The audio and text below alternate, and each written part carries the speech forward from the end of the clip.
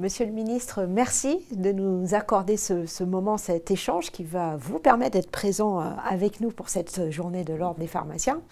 Alors, d'abord, vous dire qu'on est ravis des évolutions, la place du pharmacien dans le parcours de soins du patient, que ce soit les officinaux, les biologistes, à l'hôpital. Voilà, il y a beaucoup de choses qui arrivent. On en attend bien sûr peut-être d'autres. Quelle est votre vision justement de la place du pharmacien ? Moi, je dois dire que d'abord, je remercie de cette invitation. Je suis très heureux, même si évidemment je regrette de ne pas être avec vous aujourd'hui physiquement. Je suis très heureux de constater l'évolution de cette profession. Et je crois, on va y revenir, que sans doute cette évolution, elle est encore trop peu connue, trop peu identifiée, notamment par les plus jeunes, pour voir à quel point c'est un métier attractif. Et dans les évolutions, moi je garde un peu tatoué ou chevillé au corps, par exemple, pendant la crise Covid, je crois qu'on a redécouvert ce qu'étaient les pharmacies à usage d'intérieur des hôpitaux, quand il s'agissait de répartir les doses de vaccins. Je crois que vous avez su et vous savez par le réseau officinal avec les 21 000 officines, vous êtes devenus des acteurs de santé publique. Et ça, au fond, je pense que c'est un des éléments qui, dans cette période où les Français doutent de l'état du système de santé, c'est une des choses à laquelle ils se raccrochent parce que les officines sont là. Ça ne veut pas dire qu'il n'y a pas de sujet, encore une fois, y compris dans les zones rurales, et on y reviendra sans doute. Mais ce réseau, il n'y a pas de grand désert officinal comme il peut y avoir des déserts médicaux. Et donc moi, cette évolution, pour moi, elle est essentielle. Elle est essentielle et c'est un point sur lequel j'insiste. Ça n'est pas juste pour faire face à une pénurie de médecins comme par une hydraulique, ça tomberait sur le professionnel de santé suivant en termes de longueur d'études. C'est dans l'autre sens qu'il faut voir les choses. Chacun des professionnels de santé doit aller jusqu'au bout de ses compétences et quand il est au bout de ses compétences, il passe le relais à un autre dans des protocoles sécurisés. C'est pourquoi cette année, quand on propose dans le PLFSS le fait que vous puissiez, vous pharmaciens, faire des tests rapides d'orientation diagnostique sur la cystite ou l'angine, on marque une étape et je crois, puisqu'on est entre nous, on peut se le dire, qu'il y a un an, ces évolutions auraient beaucoup plus fait grincer des dents qu'elles ne le font cette année. Et c'est des millions d'actes médicaux qu'on peut ainsi éviter. Et j'étais avec la Première ministre il y a quelque temps, pas loin de chez vous, Karine, à Rouen, et la pharmacienne du centre-ville qui avait expérimenté le protocole, j'ai trouvé ça très très précieux, c'est-à-dire elle avait non seulement le sourire, parce que ça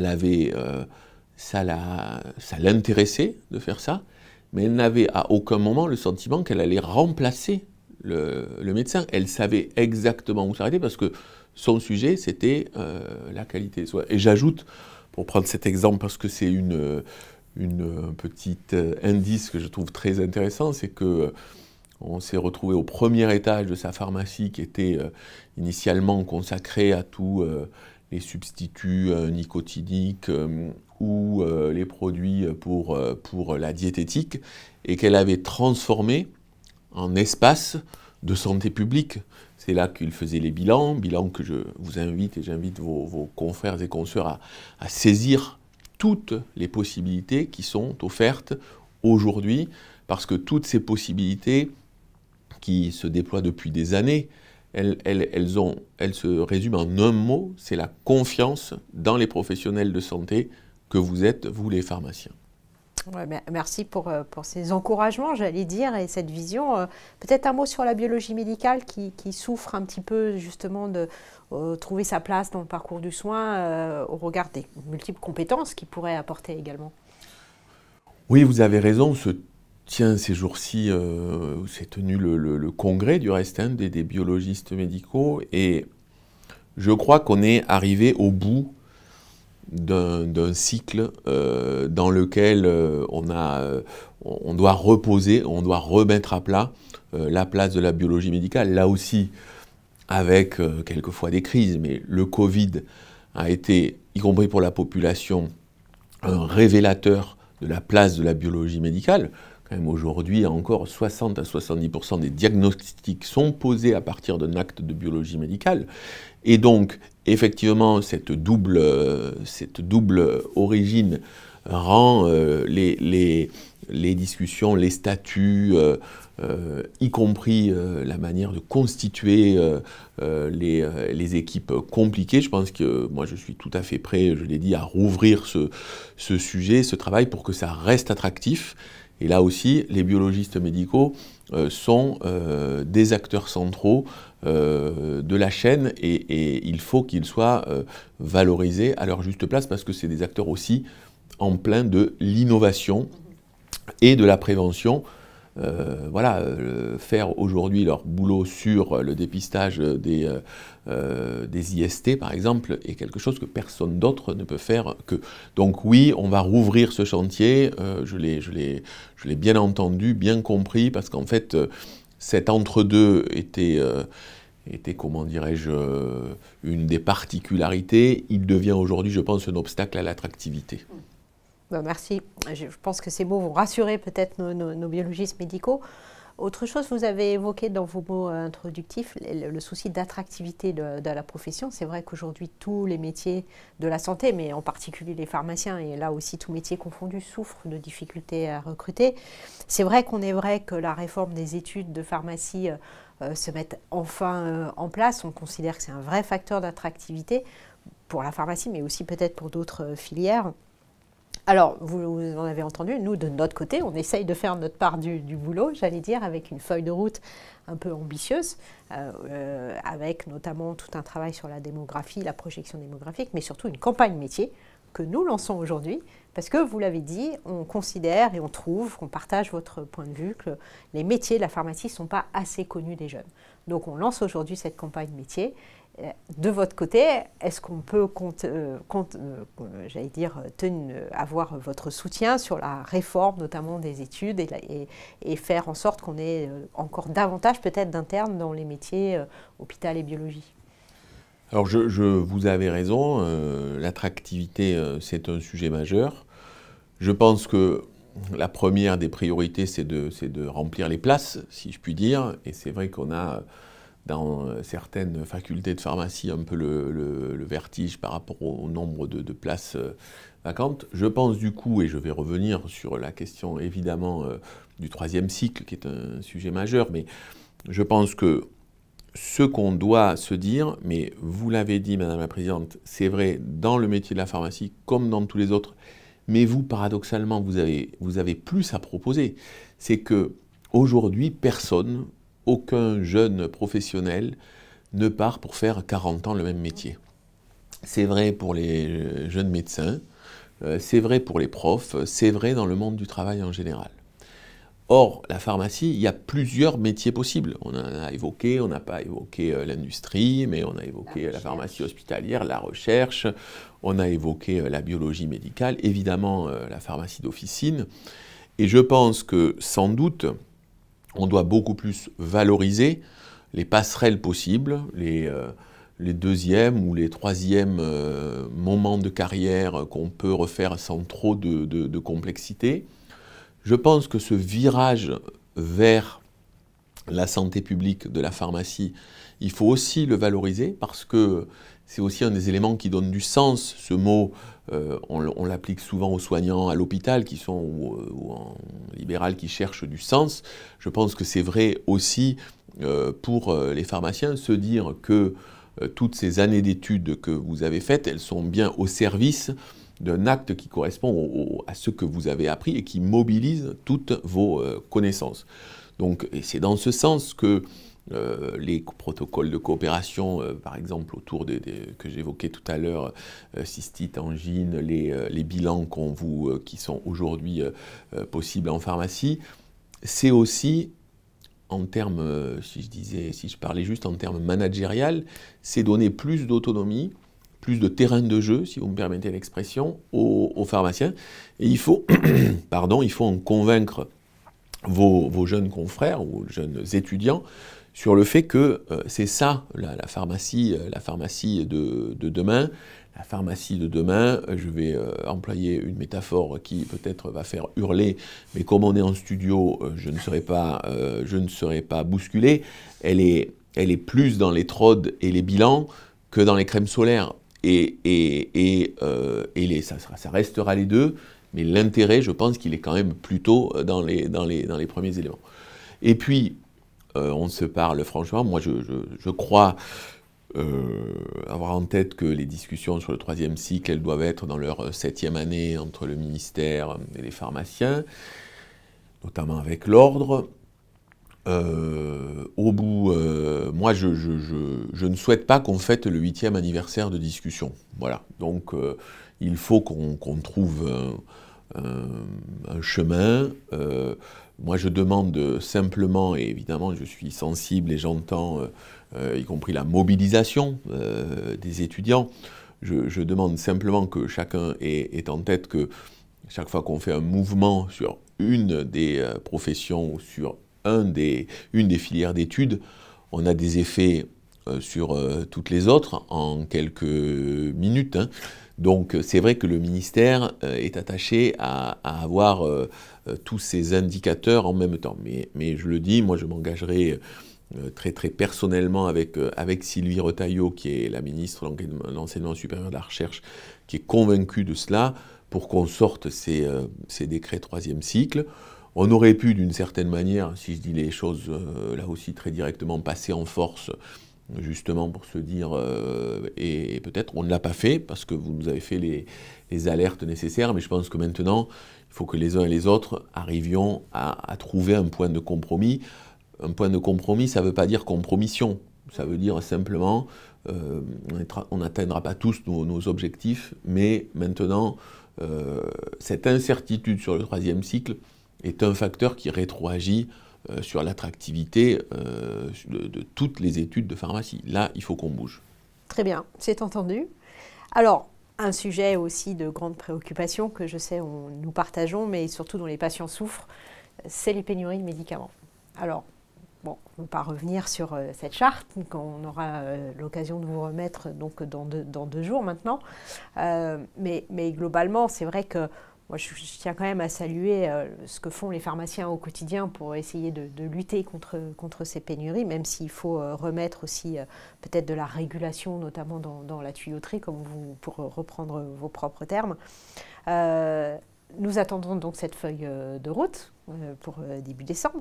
Pour ma part, j'ai le plaisir de vous remettre un cahier thématique sur justement les ruptures. Vous savez qu'on a l'habitude de publier des cahiers thématiques régulièrement et celui-ci fait un peu le point de tout ce qui a été fait et tout ce qui reste à faire autour des ruptures. Donc voilà, ça me ferait très plaisir que vous puissiez le lire et je serais ravie d'échanger avec vous sur les propositions qu'il contient, notamment au travers de l'utilisation de l'outil d'épée rupture que vous connaissez et qu'on positionne comme un des outils qui peut aider à la transmission d'informations, parce que je pense que c'est ça aussi qui pêche. Oui, vous avez raison, et je pense que, y compris parce que les mots sont importants, cette année, nous vivons des ruptures plus que des pénuries. Plus exactement, il y a des produits sur lesquels on a des pénuries, ça ne fait aucun doute. Mais on a effectivement, je pense, et vous avez accepté, je vous en remercie, cette mission avec la NSM, on a un système qui s'est dérégulé, mais qui s'est dérégulé, et moi je jette la pierre à personne, il s'est dérégulé parce que dans un système qui a connu une telle crise l'an dernier, individuellement, chaque acteur réagit rationnellement. Un de vos confrères disait ceux qui arrivent à avoir un peu de stock, ils ne le font pas pour le plaisir de regarder les boîtes d'amoxicilline s'empiler. Ils le font pour à la fin être capables de les délivrer à des patients. Donc moi mon sujet n'est pas de dire j'ai trouvé le coupable, j'ai un scalp et je vais le promener sur les plateaux télé. Mon sujet, il est de dire, et c'est pour ça que l'ordre a un rôle central, c'est que vous êtes, pharmaciens, à tous les niveaux de ce système, dans l'industrie, évidemment chez les grossistes répartiteurs, évidemment dans les officines. Et donc je pense que c'est essentiel, c'est pour ça que j'ai souhaité vous confier cette mission. Et j'ajoute que je pense qu'on a, et on l'a vu pendant le Covid aussi, on a une rotule, si je puis m'exprimer ainsi, de notre système, que sont les grossistes répartiteurs, qui est une rotule solide et qu'on doit la remettre un peu comme pivot dans ce système de répartition. Pour moi, c'est essentiel. Après, je prendrai connaissance dans quelques heures, quelques jours de vos préconisations. Ce qui est sûr, c'est qu'il n'y aurait rien de pire que dans un système, dans un pays, je l'ai dit tout à l'heure, où il y a beaucoup de doutes, d'interrogations, de craintes, qu'on alimente cette suspicion ou cette crainte généralisée, parce que le même patient qui ne trouve pas d'amoxicilline, qui par ailleurs fait plusieurs heures aux urgences, qui peut-être n'a pas de rendez-vous chez un dermato, il a le sentiment que le système est en train de s'effondrer, alors même, et c'est ce que j'essaye de dire, que ce système, il est en train de bouger de manière extrêmement rapide pour faire face à ces défis. Et moi, je suis dans une situation difficile, je me confie devant vous aujourd'hui, dans une situation difficile où, à la fois, la réalité des difficultés, je la vois, je la connais, j'ai des centaines de courriers d'élus chaque jour et dans mes déplacements. Et à la fois, je voudrais qu'on ne désespère pas tout le monde, parce que quand on va sur le terrain, on voit quand même des choses extraordinaires. Je connais des services publics qui, pendant les émeutes de l'été, ont tous fermé, et je connais des pharmacies qui sont restées ouvertes tout le long. Voilà. Et ça, c'est parce que vous êtes partie prenante aujourd'hui pleinement, pardon de vous le dire ainsi, du service public de la santé. Absolument. Et justement, vous parlez du terrain. Un mot peut-être sur le maillage officinal, le maillage des laboratoires de biologie médicale. Vous savez qu'on y tient parce qu'en effet, la pharmacie, c'est encore un des points d'accès au système de santé. On compte sur vous pour le maintenir et le préserver et tout faire pour le défendre? Ah oui, ça, il n'y a pas de doute là-dessus. Il n'y a pas de doute là-dessus. Je pense, je l'ai dit tout à l'heure, les 21 000 officines, elles sont un maillage central. Il y a des endroits, effectivement, dans des zones rurales où on est passé sous la ligne de flottaison. Moi, je voudrais dire deux choses. On a un décret à sortir. Là aussi, j'aimerais qu'on arrive maintenant. Le gouvernement a fait une mise de jeu, il y a eu des critiques, on a préféré ne pas le sortir, évidemment, s'il ne recueillait pas votre agrément. On a une expérimentation, mais je le dis ici très solennellement, moi, si j'expérimente, c'est pas pour dire que je sais qu'on va généraliser. On verra si les antennes, ça marche ou ça marche pas. Et je n'ai aucun problème, si ça ne marche pas, on ne généralisera pas. J'ai pas la réponse d'avance. Donc on va travailler sur ce décret, notamment sur les zones rurales. Puis après, il faut aussi se dire les choses simplement, quand même. C'est que, comment dire, je comprends une partie de vos interrogations et de vos craintes, et j'ai été DG d'ARS, donc je connais un peu le sujet, notamment sur cette liberté qui serait laissée au DG d'ARS à un moment d'ajuster. À titre, là aussi, dans cette discussion entre nous, je vois monter de plus en plus, notamment chez les élus et de grands élus, des exemples de pharmacies dans des milieux ruraux où l'un part en retraite, on ne peut pas transmettre. Donc il n'y en a plus qu'une, donc on est quand même, on n'est pas au seuil pour en avoir deux, on n'est plus au seuil pour en avoir deux, mais non. Et donc moi, ce que je crois quand même, c'est que je préférerais avoir, parce que par ailleurs ils le font avec beaucoup de prudence et de modération, une capacité d'ajustement des ARS, plutôt qu'une intervention du législateur qui nous remette tout à plat sans que l'on sache exactement sur quoi on sortirait, y compris en risquant de mettre en cause des équilibres économiques qui sont ceux de vos confrères et de vos consoeurs. Je le dis aussi simplement que ça. Moi, alors peut-être je suis un peu bas de plafond, mais j'ai plutôt confiance dans les ARS. Et par ailleurs, aujourd'hui, la jurisprudence, notamment sur les autorisations, elle est hyper bordée. Moi, je sais que le nombre de fois où j'ai résisté à des pressions des uns ou des autres en disant s'il y a un truc sur lequel je sais ce qu'il faut faire, c'est sur la pharmacie. Et à des moments, quelquefois, on se dit on ferait une petite solution, on éviterait d'en faire un problème national.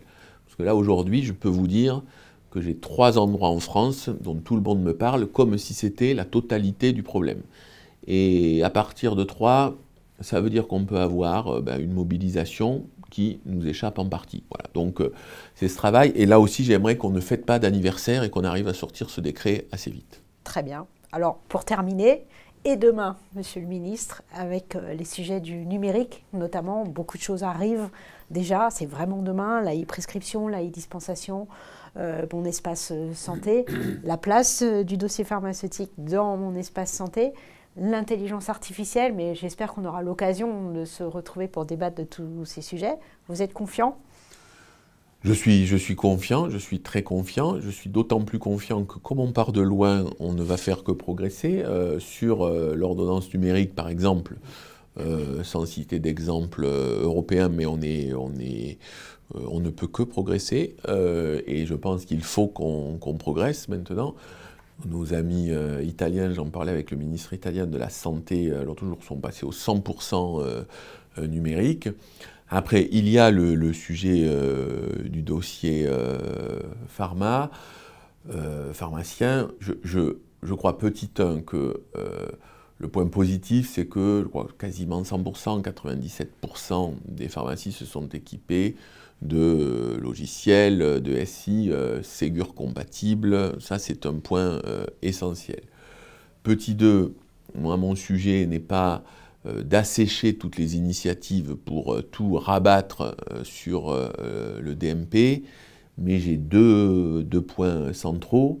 C'est que, comme tout système d'information, le DMP, il a besoin de données, il a besoin d'être alimenté. Des informations que vous récupérez, notamment, par exemple, les médicaments non prescrits dans votre dossier pharmacien, ce sont des éléments très importants, y compris pour conduire nos politiques de santé publique et de pertinence. Donc, voilà.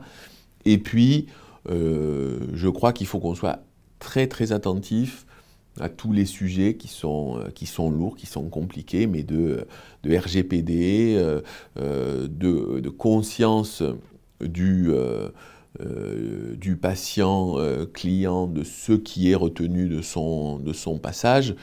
Et j'allais dire, il faut qu'on avance du même pas. C'est-à-dire que si des informations sur lui sont disponibles, il faut que ça lui serve aussi la fois où il revient, si jamais il n'a pas son ordonnance papier, etc.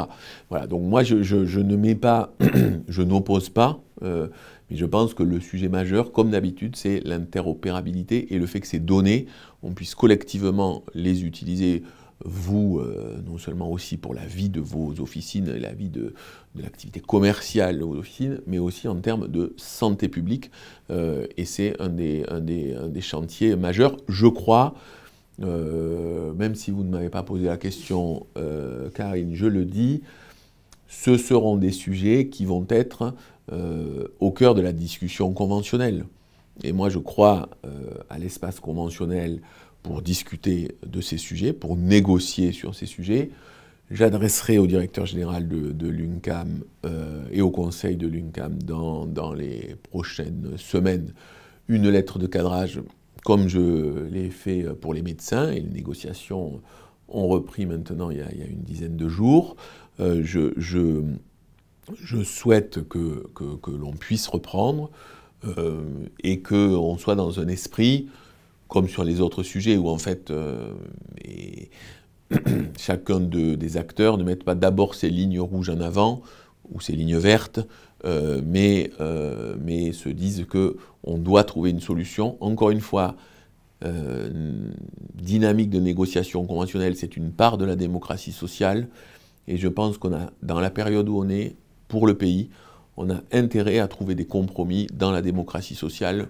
C'est vraiment le cœur de ma conviction. Alors, ce n'est pas la fonction de l'ordre spécifiquement, mais j'avais devant l'ordre des médecins exposé quelques éléments sur la négo avant que je n'envoie la lettre de cadrage. Donc là aussi, je voudrais vous dire, la lettre de cadrage, elle va être claire autour de la confiance qu'on fait à cette profession, à cette transformation, autour aussi, effectivement, vous l'avez parfaitement en tête, d'enjeux et de votre rôle dans le sujet de la pertinence. Ça va s'emboîter, je pense, très clairement avec la négociation conventionnelle médecin.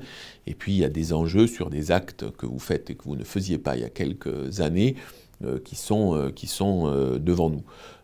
Ça va être une négo, comme d'habitude une négociation, ben c'est compliqué. Moi j'ai confiance dans la manière de la conduire. Il y a eu 8 négociations conventionnelles qui ont abouti cette année, une qui a échoué, qui a fait plus parler d'elle, c'était celle des médecins, mais elle a repris désormais, et je souhaite je crois qu'on est dans une dynamique d'exigence, c'est normal, mais de confiance aussi. Et je voulais vous redire que je sais que les pharmaciens en général et que leur ordre en particulier est un des acteurs majeurs des transformations du système de santé que nous connaissons aujourd'hui. Merci beaucoup pour ces mots. Je pense que nos amis syndicats les auront entendus. En tout cas, voilà, pour les conseillers ordinaux qui vous ont entendus, je pense que voilà, on voit bien le sens et la vision que vous avez pour l'ensemble de nos métiers. Et je vous remercie vraiment pour cet échange. Merci. Monsieur le ministre. Au revoir.